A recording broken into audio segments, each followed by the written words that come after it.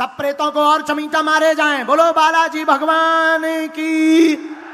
क्या सच में बागेश्वर धाम के पास दिव्य शक्तियां हैं या फिर उनका असली चेहरा कुछ और ही है? पुलिस ने सारी बातें जनता के सामने लाकर खड़ी कर दी हैं।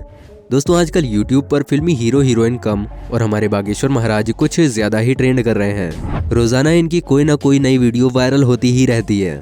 पर सोचने वाली बात तो ये है कि बागेश्वर सरकार ने इतने कम समय में इतनी ज्यादा प्रसिद्धि कैसे हासिल कर ली और इनकी शक्तियों की क्या सच्चाई है? क्या वाकई में इनके अंदर कोई चमत्कारिक शक्तियां हैं या बागेश्वर सरकार भी बाकी बाबाओं की तरह ही है? आइए जानते हैं आज की इस वीडियो में। दोस्तों, हमारे देश में कई बाबा, संत और महात्मा आए हैं। कोई अपने प्रवचन से लोगों को अपना भक्त बनाता है तो कुछ अपनी शक्तियों से लोगों को आकर्षित करते हैं और कुछ बाबा तो ऐसे हैं जो कि समस्या के उपाय के नाम पर समोसा और गुलाब जामुन खाने की नसीहत देते हैं। पर दोस्तों, इस तरह के सभी बाबा आज ये जेल की सलाखों के पीछे हैं। पर दोस्तों, इन सबसे हटकर एक बाबा जी ऐसे भी हैं जो कि सच्चे दिल से लोगों की सेवा करते हैं। इनके दरबार में जो कोई भी जाता है उसके मन की बात बाबा जी पहले ही जान लेते हैं। दोस्तों, हम बात कर रहे हैं श्री बागेश्वर धाम सरकार जी की, जिनकी चर्चाएं सिर्फ देश में ही नहीं बल्कि विदेशों में भी हो रही हैं। पहले बागेश्वर बाबा सिर्फ भारत में ही अपना दरबार लगाते थे, पर अब तो वो विदेशों में भी अपने दरबार लगाते हैं। बागेश्वर बाबा जब अपने कड़क अंदाज में बोलना शुरू करते हैं तो भक्त अपने आप ही आस्था में लीन हो जाते हैं। पर दोस्तों, इन सब के पीछे की असल सच्चाई क्या है और क्यों लोग बागेश्वर बाबा के पास जाकर सब कुछ भूल जाते हैं? आइए जानते हैं। सबसे पहले तो आपको बता दें कि बागेश्वर धाम सरकार का असल नाम पंडित धीरेन्द्र कृष्ण शास्त्री है। इनका जन्म छतरपुर जिले के एक छोटे से गांव गढ़ा में एक गरीब ब्राह्मण परिवार में हुआ था। लेकिन गरीबी में अपना बचपन गुजारने के बाद भी शास्त्री जी आज बड़े बड़े अरबपतियों को झुकाने की शक्ति रखते हैं। कहा जाता है कि शास्त्री जी शिव जी के अवतार हनुमान जी के परम भक्त हैं और 9 साल की छोटी सी उम्र से ही इन्होंने बालाजी यानी हनुमान जी की भक्ति करनी शुरू कर दी थी। इनका ध्यान हमेशा हनुमान जी की सेवा में ही लगा रहता था और कई सालों तक इसी तरह से तपस्या करने के बाद धीरेन्द्र कृष्ण शास्त्री जी को कुछ ऐसी शक्तियां प्राप्त हुईं जिनकी मदद से आज शास्त्री जी अपने सामने आए किसी भी शख्स के बारे में उनके बिना बताए ही उनकी सारी परेशानियां समझ जाते हैं और उन परेशानियों को एक पर्चे पर लिख देते हैं। बागेश्वर बाबा ये तक समझ जाते हैं कि आप सच कह रहे हैं या नहीं।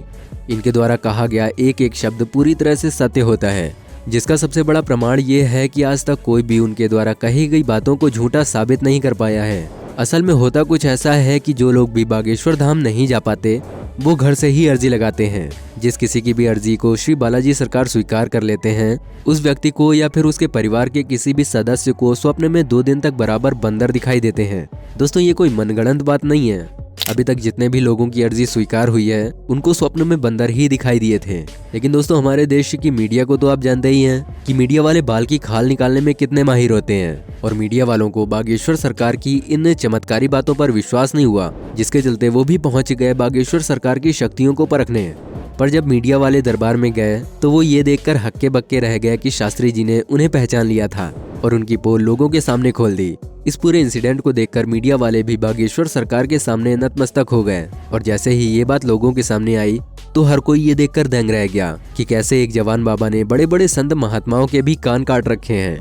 बालाजी की असीम शक्तियों के आशीर्वाद से शास्त्री जी अब तक लाखों लोगों की मदद कर चुके हैं। बागेश्वर सरकार की कृपा अपरंपार है, तभी तो जो कोई भी इनके दरबार में जाता है वो कभी भी खाली हाथ वापस नहीं आता। सच्चे दिल से मांगी हुई दुआ को बालाजी सरकार स्वीकार जरूर करते हैं। इसलिए ही तो उनके दरबार में भक्तों का तांता हमेशा लगा रहता है।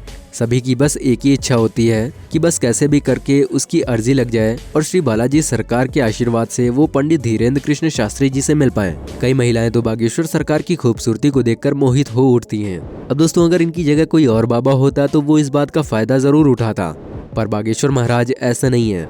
उन्होंने लाखों लोगों के सामने इस तरह की महिलाओं को अपनी माता, बेटी और बहन कहकर सम्मानित किया है।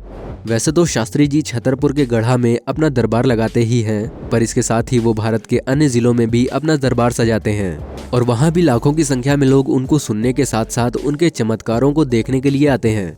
और दोस्तों, जहाँ पर लाखों की संख्या में लोग आएंगे तो वहाँ पर भी कई पत्रकार और मीडिया कर्मी शास्त्री जी की परीक्षा लेने की कोशिश करते हैं कि माथे पर तिलक और सिर पर पगड़ी लगाए ये नौजवान शख्स लोगों को फंसा रहा है क्या, या फिर वाकई में इनके अंदर कोई दिव्य शक्ति है। दोस्तों इसी वजह से एक बार तो बागेश्वर सरकार की ओर से मीडिया कर्मियों को ओपन चैलेंज भी दिया गया, जिसमें पत्रकारों को हार का सामना करना पड़ा, क्योंकि अपने दरबार में आने वाले हर शख्स के मन में क्या चल रहा है और वो क्या समस्या लेकर बागेश्वर दरबार आया है, ये सब कुछ पंडित धीरेन्द्र कृष्ण शास्त्री जी ने एक पर्चे पर लिख दिया। वैसे दोस्तों बहुत ही कम लोगों को पंडित धीरेन्द्र कृष्ण शास्त्री की बैक स्टोरी पता है। असल में इनके दादाजी भी बालाजी सरकार के बहुत बड़े भक्त थे और वो भी अपना दरबार सजाकर लोगों के कष्टों को दूर करते थे। हालांकि उनके दरबार में पंडित धीरेन्द्र कृष्ण शास्त्री जी जितने लोग नहीं आते थे, पर उनके अंदर मौजूद दिव्य शक्तियां काफी ज्यादा प्रबल थीं। इसलिए कोई भी उनके दरबार से भी निराश होकर नहीं जाता था और उन्होंने ही पंडित धीरेन्द्र कृष्ण शास्त्री जी को बालाजी सरकार की भक्ति करने के बारे में कहा था और इन्होंने 9 वर्ष की छोटी सी आयु से ही हनुमान जी की भक्ति करनी शुरू कर दी और धीरे धीरे करके ये भी बालाजी सरकार यानी हनुमान जी के परम भक्त बनते चले गए। पर दोस्तों इनके दादाजी की मृत्यु के बाद ये दरबार सूना हो गया था, क्योंकि अब वहाँ पर दरबार लगाने वाला कोई था ही नहीं। और जब धीरेन्द्र कृष्ण शास्त्री जी हनुमान जी को अपना आदर्श मान चुके थे तो उनके अंदर भी दिव्य शक्तियाँ आने लगी। शास्त्री जी के करीबी लोगों को जब उनके इस रहस्य के बारे में पता चला तो उन्होंने पंडित धीरेन्द्र कृष्ण शास्त्री जी से वहाँ पर दरबार लगाने को कहा। शुरुआत में उन्हें अपनी शक्तियों का इतना ज्ञान नहीं था, इसलिए वो इस तरह की चीजों को करना नहीं चाहते थे और वो सिर्फ बालाजी सरकार की भक्ति ही करना चाहते थे। पर जैसे जैसे समय आगे बढ़ा तो पंडित धीरेन्द्र कृष्ण शास्त्री जी लोगों के मन की बात बिना उनके बोले ही जाने लगे और एक समय तो ऐसा आया जब वो भी अपने दादा गुरु की तरह ही लोगों के बिना बताए ही उनके मन को पढ़कर उसकी समस्या का उपाय बताने लगे। और हनुमान जी के आशीर्वाद से मिली चमत्कारिक शक्तियों के कारण ही एक छोटे से गांव में रहने वाला एक साधारण सा बालक आज पूरी दुनिया में बागेश्वर धाम सरकार के नाम से जाना जाता है। बहुत कम लोग ही इनको इनके असल नाम से जानते हैं। दोस्तों ये दुनिया का एकमात्र ऐसा धाम है जिसने साइंस और टेक्नोलॉजी को भी पूरी तरह से हिला कर रख दिया है और ये सोचने पर मजबूर कर दिया है कि भाई आखिर ऐसा कैसे हो सकता है। इस बात के बारे में जब पंडित धीरेन्द्र कृष्ण शास्त्री जी से पूछा गया तो उन्होंने कहा कि ये सब कुछ बालाजी सरकार और उनके दादाजी के आशीर्वाद से ही संभव हुआ है। पर दोस्तों कोई माने या ना माने, लेकिन ये सब कुछ उनके कठोर परिश्रम का ही फल है, क्योंकि 9 साल की छोटी सी उम्र से ही इन्होंने बालाजी सरकार की भक्ति और साधना करनी शुरू कर दी थी। पूरा दिन ये हनुमान चालीसा का पाठ किया करते थे और उनके इस निरंतर जप ने इनकी बुद्धि को इतना ज्यादा प्रबल बना दिया कि आज ये उस स्तर पर पहुंच गए हैं जहां इन्हें लोगों के मन की बात को समझने में रत्ती भर भी समय नहीं लगता और ये जो कुछ भी एक बार कह देते हैं वो मानो पत्थर की लकीर हो जाती है, जिसका सच होना पूरी तरह से तय है।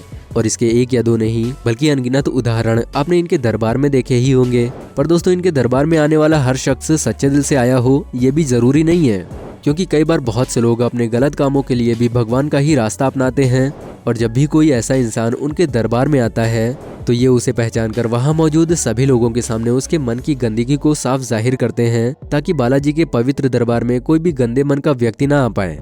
दोस्तों यहाँ आए लोग अर्जी लगाने के बाद यहाँ के टोकन को खरीदते हैं और उसके बाद नारियल को लाल कपड़े में बांधकर अपनी मनोकामना पूरी करने के लिए यहाँ पर 21 बार मंदिर की परिक्रमा लगाते हैं और यहाँ अर्जी लगाने के लिए लोगों की लंबी कतारें लगती हैं।